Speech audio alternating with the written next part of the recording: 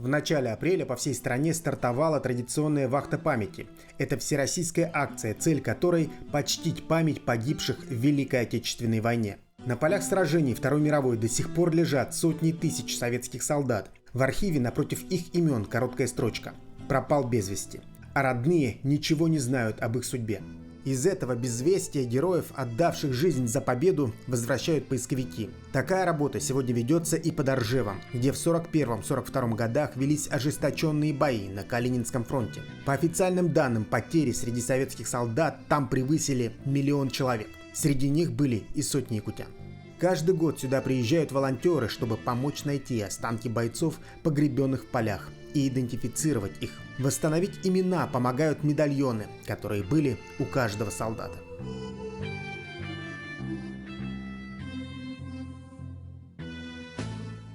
Солдатский медальон, личный опознавательный знак, в России уже стал существовать в Первую мировую войну. В 1917 году наш император российский издает указ о том, что в российской армии ввели солдатский медальон, личный опознавательный знак. Вот я его визуально вам сейчас показываю. Личный опознавательный знак военнослужащих российской императорской армии, созданный в 1917 году. И наши солдаты во Вторую мировую войну тоже использовали этот корпус солдатского медальона. И мы находим погибших солдат с таким солдатским медальоном. И поисковики его называют ладанка. Почему ладанка? Потому что он на тесемке носится на груди. На груди военнослужащие носили этот металлический пенальчик. А записочка, вот записочка образца 1917 года, где убористым почерком военнослужащий или писарь в подразделении записывал данные: фамилия, имя, отчество, дата рождения, воинское звание и уроженцем какой местности является военнослужащий. То есть в Первую мировую войну с 1917 года в России появился солдатский медальон, личный опознавательный знак. Рабоче-крестьянская Красная Армия взяла на вооружение личный опознавательный знак именно этого образца ладанка в 1925 году. С 1925 года наши солдаты стали получать вот такие солдатские медальоны. И это все работало и существовало практически до начала Великой Отечественной войны. В марте 1941 года указом Наркома СССР был введен новый тип солдатского медальона. Почему? Да потому что вот этот солдатский медальон, вы, наверное, даже на видео видите, он не защищал бумажку ни от влаги, ни от разрушений. Поэтому был введен новый корпус солдатского медальона, бакелитовый, так называемый, образца 1941 года. Цилиндр 6-сантиметровый с мелкой резьбой, с крышечкой, куда закладывался уже бланк солдатского медальона типографским способом. Здесь уже более расширенный, уже данные солдата нужно было записывать. Вот. Но к бланку мы еще вернемся. Давайте мы посмотрим, какие корпуса солдатских медальонов в 1941 году, на период, когда началась 22 июня 1941 года, началась Великая Отечественная война, какие типажи солдатских медальонов были введены и какие солдатские медальоны поднимают на сегодняшний момент наши поисковики. Ну, как я уже сказал, стандартный, образца 1941 года. И практически такой же солдатский медальон, как и первого образца, но только вы видите, уже у него сверху есть ушко. Ушко для того, чтобы этот солдатский медальон носить на груди. Если этот медальон мы должны были носить в потайном карманчике в брюках. Там такой специальный был карманчик, пистон так называемый. То вот этот солдатский медальон, который выдавался для военнослужащих военно-морского флота, он носился на груди, на веревочке, на тесьме. То есть, если мы с вами поднимаем военнослужащего, у которого имеется вот такого типа солдатский медальон с ушком, то для нас это уже становится понятно, что это либо моряк, либо это морской пехотинец. Ну, то есть, это человек, который имеет отношение к флоту. Как я уже сказал, солдатский медальон для сухопутных войск — это внутренний карманчик на поясе брюк, поэтому это как бы штатное место хранения солдатского медальона. Поэтому, забегая вперед, скажем, что поисковики очень тщательно работают именно в области, когда производят эксгумацию останков погибших, именно в области таза. Каждый поисковик работает чрезвычайно тщательно, потому что именно там находится вот этот заветный пластмассовый пенальчик. В 1941 году заводы Санкт-Петербурга, Ленинграда, выпускали вот такой типаж корпуса солдатского медальона, который поисковики называют блокадник.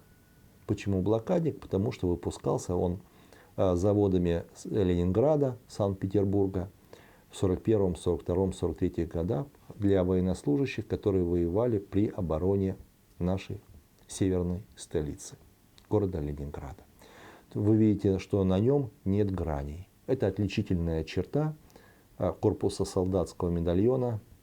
И если мы с вами поднимаем такой медальон, то мы должны знать, что это погибший воин имеет какое-то отношение к городу Ленинграду. Либо он уроженец города Ленинграда, либо он воевал и получил этот солдатский медальон, будучи военнослужащим в Ленинградской области. Еще очень распространенный солдатский медальон, корпус солдатского медальона металлический. Вот практически он с мест раскопа. Вы тоже, наверное, видите, что он практически не защищал вкладыш солдатского медальона от воды, от крови. Вот, поэтому очень сложно работать нашим специалистам именно по раскрутке, по прочтению угасших записей. Но в любом случае технология это у нас отработана. Бывают случаи, когда военнослужащие вкладыш солдатского медальона прятали в деревянные корпуса.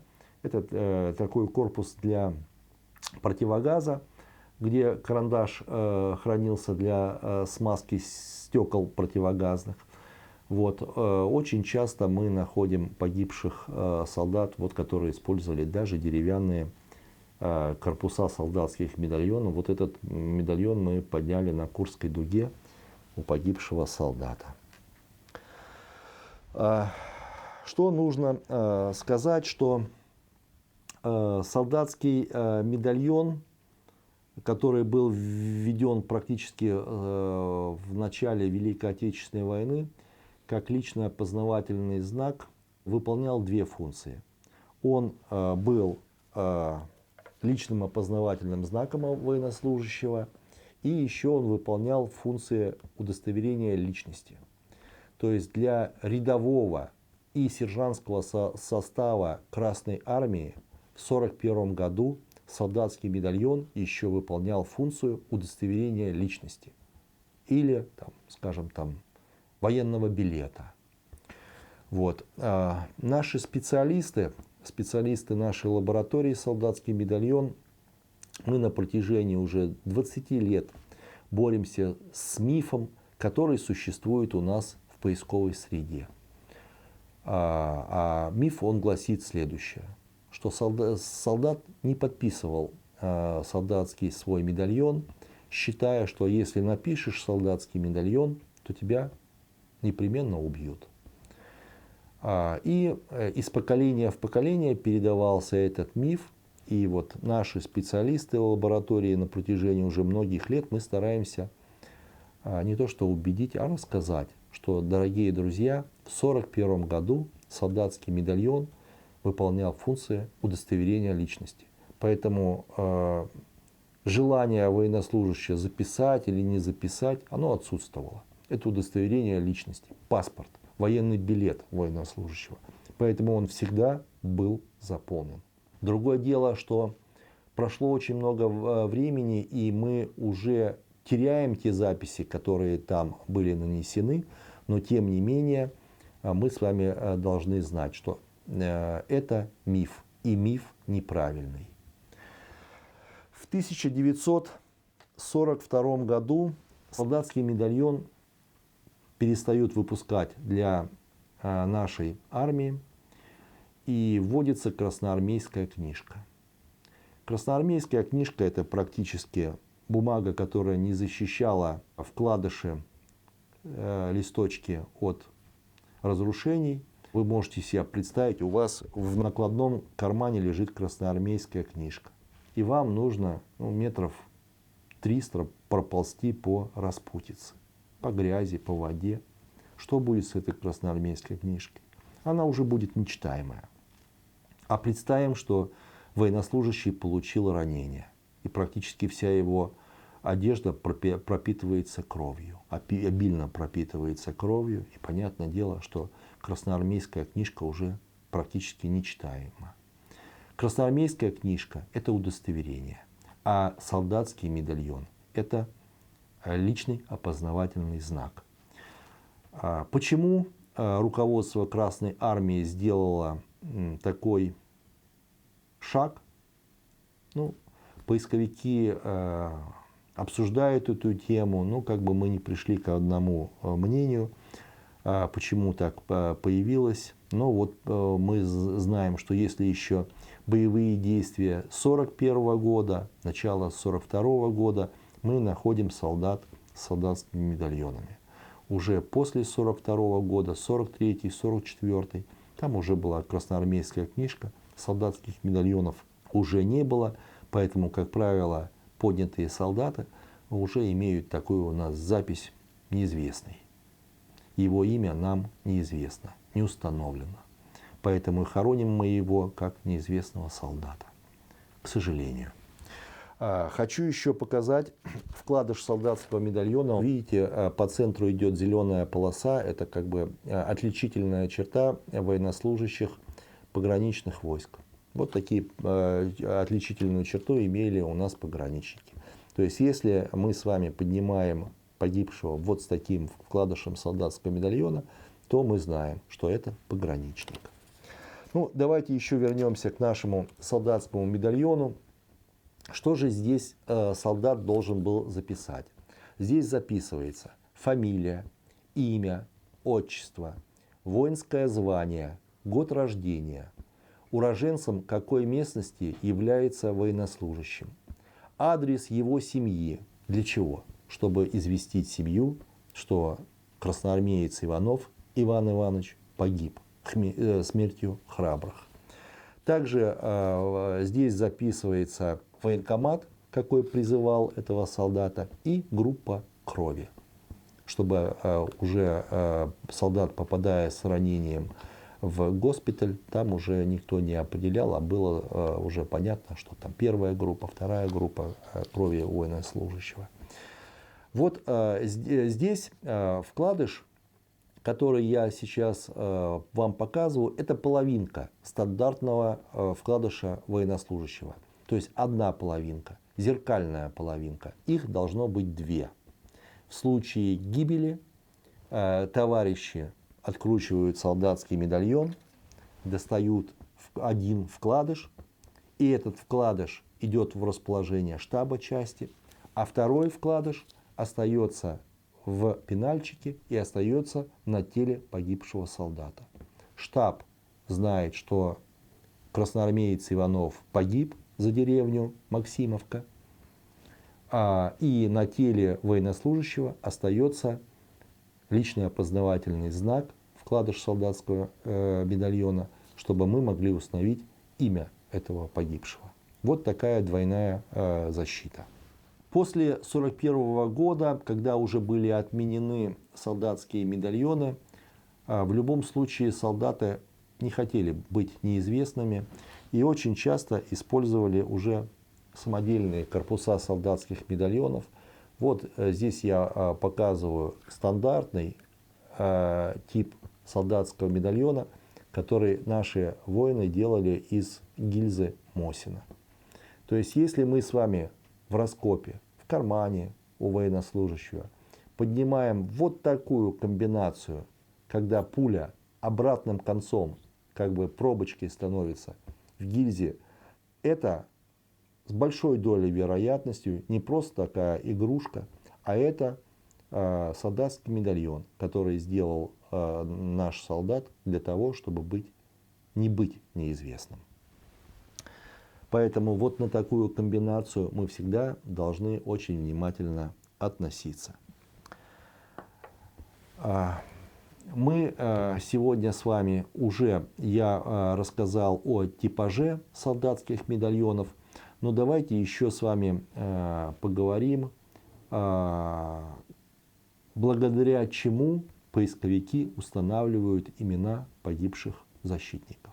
Первый и самый основной метод – это при наличии солдатского медальона. Мы о нем поговорили.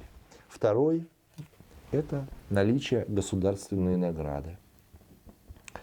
Как правило, она изготавливалась из драгметаллов, серебро. И на обратной стороне каждой медали, каждого ордена боевого имеется индивидуальный номер. И по этому номеру через Центральный архив Министерства обороны, который у нас находится в Подольске, мы всегда сможем установить имя хозяина этой награды. Так что вот это второй метод. Вот такая же есть у нас ордена. Они тоже имеют на обратной стороне награды. Мы поднимаем с вами военнослужащего, и у него на рукаве, вот здесь, пришита вот такая звездочка, красноармейская, с серпом и молотом. Что это нам с вами говорит? Это говорит о том, что погибший является политработником, политруком. То есть, если мы с вами знаем вот такие детали, то мы с вами можем определить, что это политрук. Также мы поднимаем различные воинские знаки отличия. Например, вот знак отличия лейтенанта. 2 кубика. Шпала. Это уже говорит о том, что это уже, если она одна, то это капитан. Если 2, это уже майор. То есть при проведении тщательной работы при эксгумации останков погибшего, при наличии вот таких предметов, знаков воинского различия, мы сможем установить и воинское звание погибшего. А для чего? Для того, чтобы уже следующим методом, он называется архивный метод, мы смогли установить имя военнослужащего. Я расскажу живой пример, который был с нашим отрядом. Мы работали на Варшавском шоссе и нашли погибшего старшего лейтенанта. То есть это уже были погоны, было у него 3 звездочки и была эмблема родов войск, 2 пушки вот так крест-накрест. Это говорило о том, что погибший артиллерист. То есть мы знаем артиллерист, старший лейтенант. Рядом были выкопаны капониры под пушки 45-ки, валялись кругом гильзы 45-очные. То есть мы понимали, что это командир взвода 45-ок. И работая, зная место расположения, зная период, когда воевали здесь наши дивизии, зная номер этой дивизии, Мы, образно говоря, зашли в ОБД, знаете такой, наверное, сайт Министерства обороны, и среди погибших воинов 280-й стрелковой дивизии, которая воевала в 1943 году там на Варшавском шоссе, был всего лишь один. Старший лейтенант, командир взвода 45-миллиметровых пушек Ковалев, уроженец Смоленской области, который погиб за эту деревню. Вот таким образом мы архивно смогли установить имя военнослужащего. Есть еще один метод установки имени военнослужащего, так называемые подписные вещи. Понятное дело, что солдаты подписывали свои ложки, котелки, фляжки, ремни. Если мы поднимаем, например, солдата, а у него там будут ботинки новые, то обязательно солдат где-нибудь подпишет там свою фамилию. Или ремень у него кожаный, новый. Однозначно. Солдат, чтобы ботинкам и ремню ноги никто не придел, он обязательно подпишет свою фамилию. Это помогает очень часто установить его имя. Найти в ОБД этого погибшего. А дальше там уже, может быть, провести либо ДНК анализ, либо, если сохранился череп погибшего целый, можно провести уже потом будет антропологическое исследование, сверка черепа и прижизненной фотографии военнослужащего. Я расскажу историю, а может быть истории, которые запомнились мне как участнику поисковых работ. Это северный фас Курской дуги, Пануровский район Курской области. Мы поднимаем офицера, лейтенанта. У него стандартный образца 1941 года медальон, а в нем записка вот с такой зеленой полосочкой. Его данные, а на обратной стороне он подписал обращение. И текст вот такого плана. Товарищ, боец или командир, если тебе удалось достать этот солдатский медальон, то последняя просьба моя к тебе. Не затруднись. Передать горячий привет моей любимой Наде. А если в тебе на это не найдется времени, то прошу, не задерживаясь, иди на запад, беспощадно мстя фашистскому зверю, пока ни единого ганца не останется на нашей земле. Пишу перед боем. Младший лейтенант Михаил Запорожский. В этом бою он погибнет. Погибнет смертью храбрых. И вот буквально несколько месяцев назад мы этого героя похоронили в Харьковской области, в деревне Малиновка на Украине. Волонтеров со всей страны готовится принять и военно-патриотический лагерь имени Героя Советского Союза Федора Хлопкова в Тверской области. В нем останавливаются поисковые отряды и ведут работу по поиску, поднятию и идентификации павших солдат, которые погибли во время битвы за Москву. Второй год подряд планируется организовать в лагере дальневосточную смену, куда войдут студенты из вузов Дальнего Востока. Их ждет не только поисковая работа, но также экскурсии, исторические лекции и участие в реконструкционных боях. Подать заявку в дальневосточный отряд и лично присоединиться к всероссийскому поисковому движению может любой желающий.